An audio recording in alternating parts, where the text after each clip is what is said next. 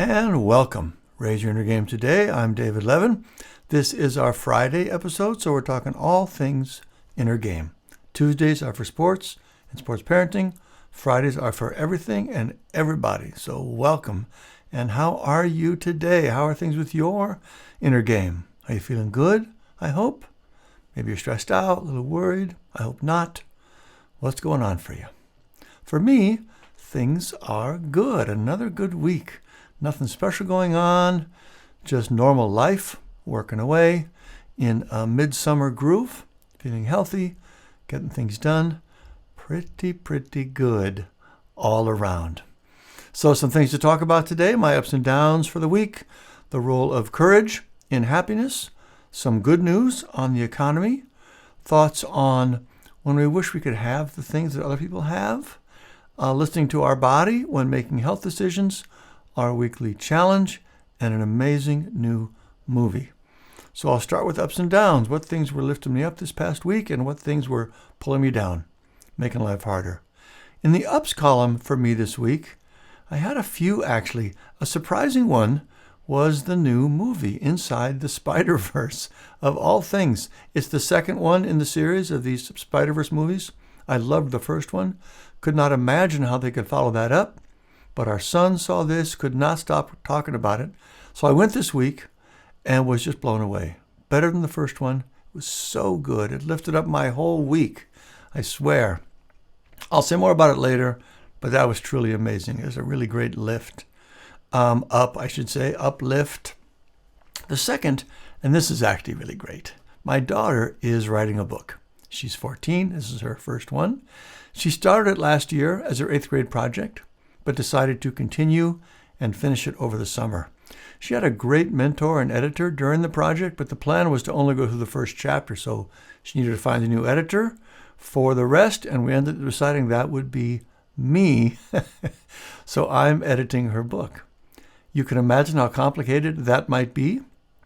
And I can't say it's purely an up. It's taken a lot of time.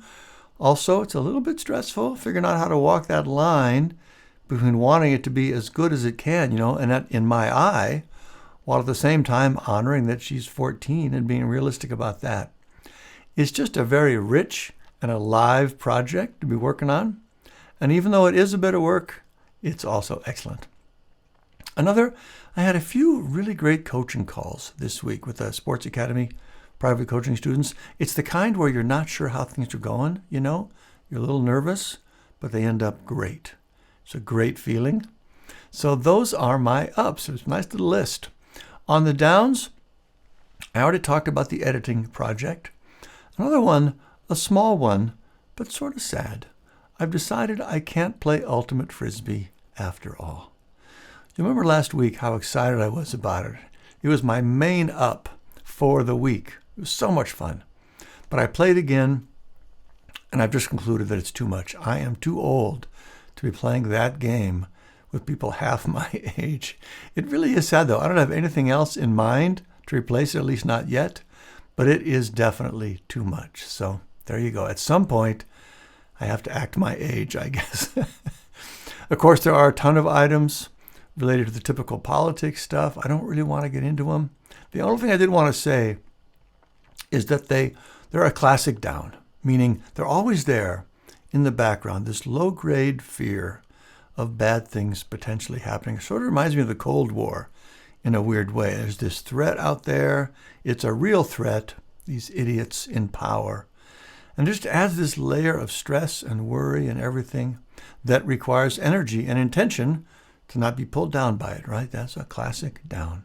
So anyway, those are my ups and downs this week. I hope you are having a lovely week. Next up, our quote of the week.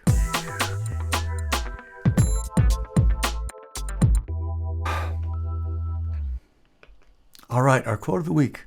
This week we'll hear from Amelia Earhart. She was a famous pilot, aviation pioneer. She was the 16th woman in the country ever to get a pilot's license. 16th woman in all of history. It's crazy. Lived in the early 20th century. She disappeared in 1939. How long ago that was. Her plane was presumed to have gone down in the Pacific, was never found. I didn't really know much of anything about her, but doing some quick reading She's a fascinating person. Anyway, her quote is, "Courage is the price that life extracts for peace." Courage is the price that life extracts for peace. I actually have to think about that one a bit, but I think she's saying that in order to get the sort of inner peace we want, we have to push through things that are uncomfortable. We have to stand up to things that are in our way. Thinking about her life, a woman in America 100 years ago, pushing into areas that almost no woman had ever done, I can't even really imagine the kinds of resistance she would have faced. But it feels relevant to me today in the context of the politics I mentioned earlier, even just at the level of the upcoming Trump trials. I think about the pressure the prosecutors must be feeling. They know the heat that's coming on them with this, right? They're feeling it already, and it's only going to get worse. Their families are going to be in real danger from his crazy supporters, and he wants it that way. But at the same time, it has to be done. If you believe in democracy and the rule of law, and we don't really have a country without those, it has to be done. So it takes incredible courage on their part, and I'm not honestly sure I would have that kind of courage. I guess you sort of make that decision before you take the job. But anyway, to her quote, if we're going to have peace, if we're going to have any chance to get back to some sort of peace with all this, we're going to have the courage to stand up to these forces. Otherwise, things will only get worse. So that's a nice thought. Yikes. And of course, this is not only about big public things like this, it's also the courage to push toward whatever we want to achieve, right? There's always resistance, both external and internal. Everything of real value requires courage to get there. So that's why I'm liking this quote this week. Amelia Earhart, "Courage is the price that life extracts for peace." All right, think about that. We'll move on to our top stories.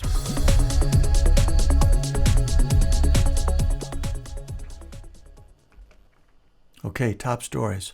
There are plenty of items in the news this week that I could talk about, but they're all in the same group of political stuff I just mentioned. And honestly, just kind of tired about talking about that stuff. So instead, I thought I would talk about some good news. It turns out our economy is actually getting pretty strong. There was a headline in the Washington Post this week: Americans have more in the bank than before the pandemic. That sounds good. Manufacturing is up, unemployment is down, inflation is down faster than anyone thought. Well, that's not quite true. One guy I listened to, Scott Galloway, the Prof G Pod, he predicted a while ago that this would happen. He said that it would come down as fast as it went up. And of course, I don't know anything about this personally, but it made sense to me too. I didn't understand why all the experts were predicting that we'd have a long recession when it seemed so likely that the problems were pandemic supply chain things that would clear up quickly. Anyway, Goldman Sachs said a recession is only a 20% chance now, which is way down from before. It really does seem like everyone, except Prof G, is genuinely surprised how strong things look. And that is good news, right? I guess it's bad news if you're a Republican and your main interest is gaining power rather than doing things that help people. Also, it doesn't mean that there aren't problems. I read another interesting article about the panic that's starting in the world of commercial real estate, big empty office buildings. That's going to be a mess. But in general, a strong economy helps everyone. It's great news, unless you're a Republican. All right, that's it for top stories. Next up, Inner Game Gold.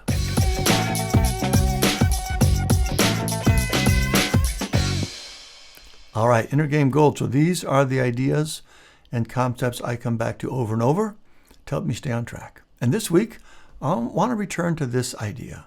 You can't want one part of someone's life without wanting all of their life. I've been loving this new Netflix documentary, Quarterbacks, and this is a perfect example of this. There are hardly any people in our country who are more celebrated and really worshipped than NFL quarterbacks. Right? They're heroic figures, battling it out in the field every week, leading their teams to glory. They are rich and famous and strong and handsome. And to be fair, it does take incredible talent and work and dedication. I'm genuinely blown away by what it takes to do that. but we do worship them, and I'm sure millions of kids around the country dream of being just like them, a rich, handsome quarterback. Come on, who wouldn't want that, right? Like a movie star or a rock star, who wouldn't want that? But when you see inside the reality of their lives, I think almost no sane person would actually want that. For real. We want what we see on the outside, right? The fame, the glory, the money. But you can't get that without the rest of it. They are inseparable. So the chances are you really don't want that after all. What you want is the life you have now, just with, let's say, 20% more money and 80% less people who drive you crazy. That's what we really want.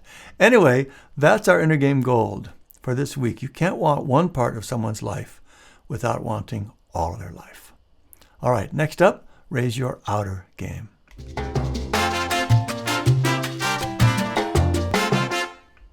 Okay, raise your outer game, where we talk about things we care about in our outer life, our health, our relationships, our finances. This week, I want to talk about listening to your body when making decisions about your health.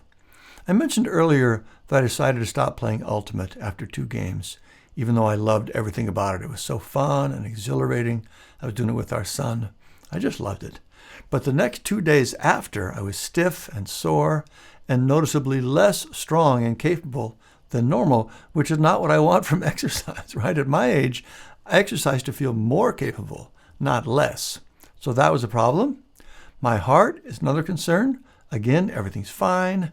It's actually great to know that I can push it that hard. I was well above my recommended max heart rate with no troubles at all. But after the game, I had what's called an SVT, which is when your heart is basically running at double speed.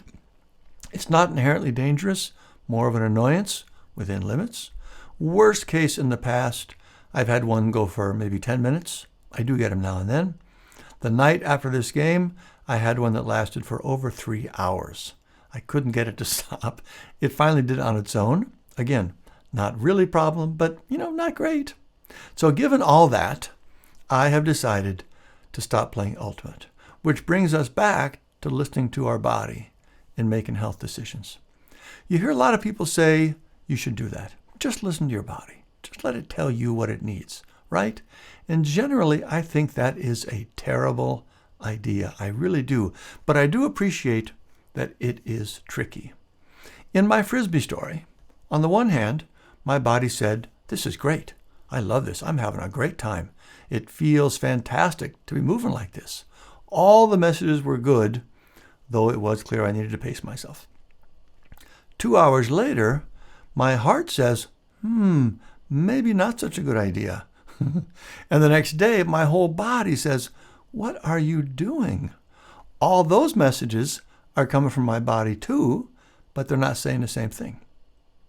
Another example, eating sugar, sweets, really anything I crave, carbs, fat, salt, ice cream, every one of those cravings feels like a physical need to me. My body's saying, I need that. But at other times, my body says, please don't eat those things. They make me tired and bloated. It's not what I want. Again, mixed messages.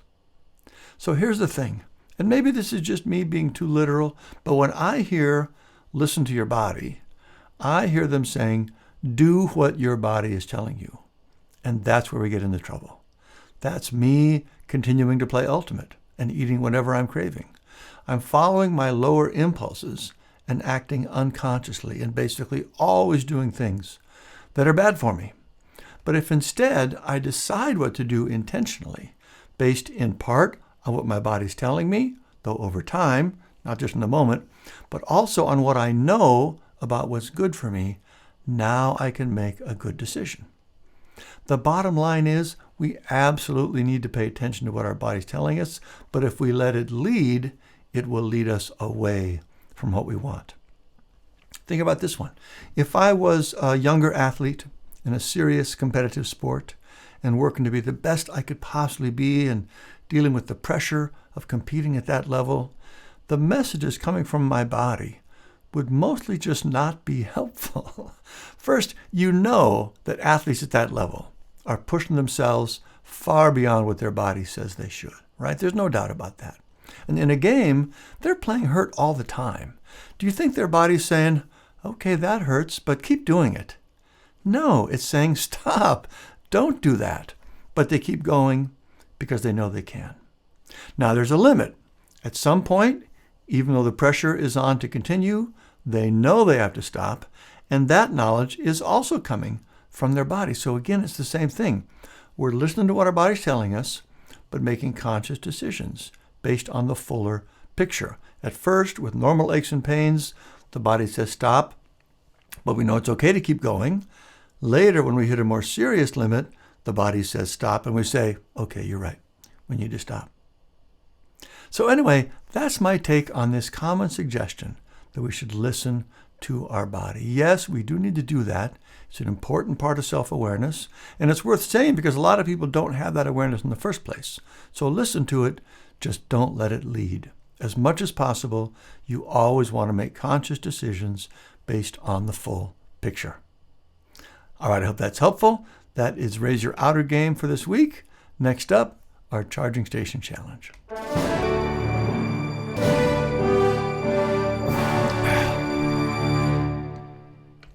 All right, our Charging Station Challenge. Last week, the challenge was, now and then, throughout the day, ask yourself, is how I'm being right now the way I would want to be remembered? That's based on the memento mori idea, and I love that one. This week, I want you to think about our quote of the week. Courage is the price that life extracts for peace. Normally, I have an idea of what the challenge will do for you. I really don't with this one. I think you can read it in different ways, so I'm curious how it lands with you and what comes from reflecting on this. So that's the challenge. Reflect on the quote. Courage is the price that life extracts for peace. See what comes up, share in the community. All right, that's it for this week's Charging Station Challenge. Of course, if you're not in the community yet, join us for that. There's a link in the notes. It's free. We'd love to have you. Next up, highly recommended.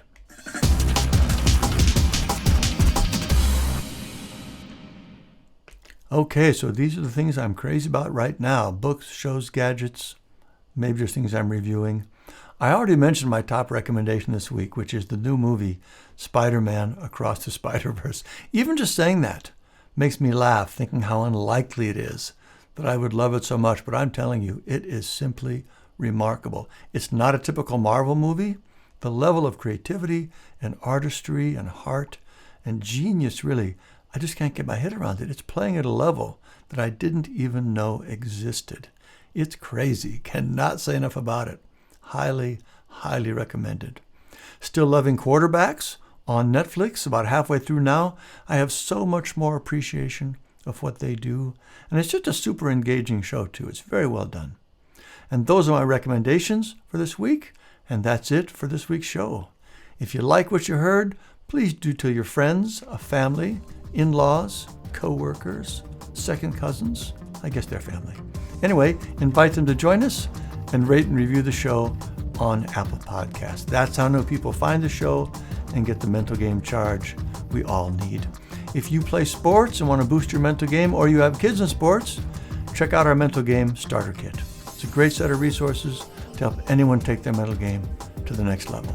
Just go to raiseyourgame.com, scroll to the bottom. You can learn about it and register there. It's all free, of course. Super helpful. If you'd like to support the show so we can keep things ad-free, please click the Buy Me a Coffee link below, and thank you for that. For more mental game goodness, please join our free community, as I just mentioned, the Raise Your Inner Game Charging Station. Click the link here. It's totally free. Love to have you join us over there. If you're listening to this on audio, but you like video, we post all our episodes on our YouTube channel as well. There's a link to that in the notes. And finally, we'll close with Leo Tolstoy, again from the Raise Your Inner Game book. The ultimate purpose in life is to serve humanity. That's what we're doing, serving the people in our lives. It's super important.